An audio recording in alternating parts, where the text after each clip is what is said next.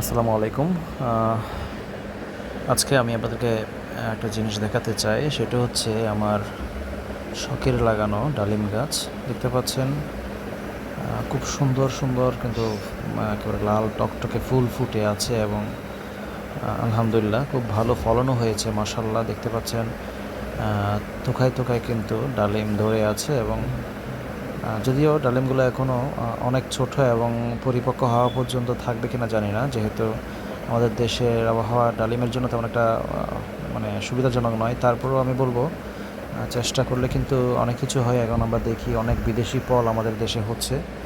সেই অনুপ্রেরণা থেকেই কিন্তু আমি চেষ্টা করেছি ডালিম গাছ করার জন্য।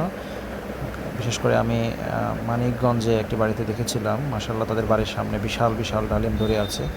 তো সেটা থেকেই কিন্তু আমার অনুপ্রেরণা পাওয়া এবং চেষ্টা করেছি অনেক যত্ন করে কিন্তু আমি এই গাছটি বড় করেছি। আপনাদের দোয়ায় আলহামদুলিল্লাহ গাছটি এখন ভালো একটা মোটামুটি ভালো পজিশনে ভালো অবস্থানে আছে। তার স্বাস্থ্য খুব ভালো দেখা যাচ্ছে। তো সবাই দোয়া করবেন যেন আমি এই ডালিম খেতে পারি। আসসালামু আলাইকুম।